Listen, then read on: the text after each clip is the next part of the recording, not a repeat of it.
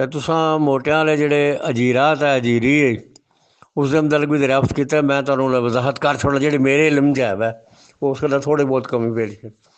जेह्ड़े नंबर पहला तुहाडे सवाल का जवाब यह है भाई जेह्ड़ा अजीरा आ हजर का मतलब है अरबी च पत्थर, हजीरा मतलब है पत्थर का बनाई चीज़।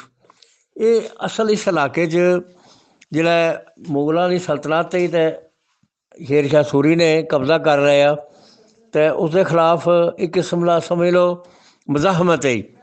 तो जेह्ड़े मकामी लोग है वो जेह्ड़े न उन्हें इत्थे काफ़ी जदोजहद की, खास तौर पर जेह्ड़े गखड़ फैमलियां सन, गखड़ जेह्ड़े सन इस इलाके दे उस काफ़ी इन्हों की आबादी सी। तो मुगलों नाल उन्होंने मफादात भी तो मुगलों नाल वफादारियां भी मुंसलिक सन। वो फिर जो लड़ाइयाँ झगड़े इत्थे होंदे सन खास तौर पर वो जेह्ड़े सन इस मजाहमत को ख़त्म करने वास्ते तो साहबजादा किले के नेड़े तो नहीं रहिंदे, अग्गे पिछे भी सारे जानते थे, मगर लगते सन। मसलन कोटली है राजियां दी, रामदयाल है और अग्गे रुपड़ ये वो सारे दूसरे ग्रां पंडोड़ी चनोट डमेली तक अगले सारे जेह्ड़े गखड़ां दे ग्रां सन इन्हां दा पिछा करते सन। तो फिर मतलब है लगातार तो फौज नहीं ना एक जगह खलो सकती। तो ये लड़ाइयां झगड़ियां च भी मुख्तलिफ जगह तो बंदियां दियां अमवात होई, शहादतां होई, जिस तरह जिथे भी तैनूं जीरा मिलसी उत्थे कबरां मिलसन। वो सिर्फ उत्थे कबरां ही दो का हिसाब है उन्हां तक महदूद है। ਉਹਦਾ ਇਹ ਹੀ नज़र आंदा कि ये चीज़ सी कि जंग के दौरान या रस्ते सफ़र करदियां मतलब है हो गई। ये नहीं पता भी वो भाई अमवात गखड़ फैमिली दियां या शेर शाह सूरी दी फौज चों किसी बंदे दियां। नंबर दो ये इस रस्ते जेह्ड़ा पत्थर है ना मैनू इतना याद है कि एग्जैक्टर इंजीनियर आ इत्थे PWD च मेरी तो एक उन्हां दी ड्यूटी लगी भी अमरीका चों आए न बंदे ते जेह्ड़े ओहदे कोई रिश्तेदार ओहदे भरा है उसदे तलक वास्ते आह्ले अमेरिकन ही है अंग्रेज़ ही, तो नाल उन्हां दा भरा भी आया। उन्हें आख्या उन्होंने किला रतास देखना मैं।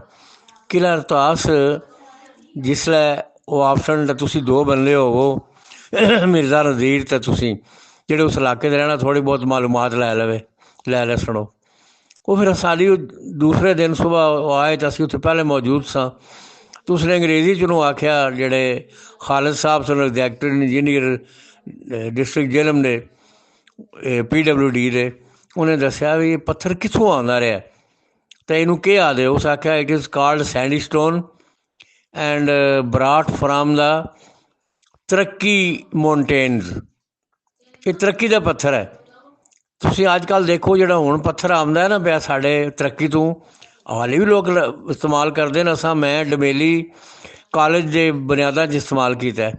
वो बिल्कुल उसकी साख्त है रतास आह्ले किले के पत्थरां की साख्त उस तरह ही है। ये पत्थर उत्थों आए है तो ये जेहन च रखो। जेह्ड़ा तुसीं दसदे हो ना टिल्ले आह्ले पासे, टिल्ले आह्ले पासा जितना पत्थर है वो चैंचल वड्डा ते मतलब बेटवा है तो जेह्ड़ा इधर है इत्थों चटाना तोड़ के लैना जाना जेहन च रखना। यह चीज़ इस तरह की है। तो जेह्ड़ा पानी आह्ली तुसें दस्सी है ना खोजके आह्ला सिस्टम वो दोए जेह्ड़ी तुहाड़ियां गल्ल तुहाड़े आह्ली गल्ल भी ठीक है। तो वैसे ये रस्ता भी जाना सी तो पानी की नज़दीक जी अवेबिलिटी सी ये सी। उत्थे सिर्फ बंदे इंसाना नहीं पानी पीना, डंगरां दे पीने वास्ते भी ऊँठां दे ते हाथियां दे और घोड़ियां वास्ते भी अलग साइड बनाई गई सी, यानी वो भी आराम नाल उतर के पानी पी सकते सन। तो इंसान ने तो पौड़ियां पर पानी जाके लै लेना आसान है तकरीबन इस तरह। ये सिर्फ एक जगह नहीं है, पानी की अवेबिलिटी जी सी उधर टिल्ले आह्ले पासे भी क्योंकि उधरों सेम उसलै कस नेड़े आमदे सन उत्थें पानी है। इस साइड का पानी अवेबिलिटी कोई नहीं सी तो इस वास्ते इत्थे बांध जी बनाई गई सी। मेरा जी मालूमात है उत्थे तक महदूद है। ठीक है, रब रख।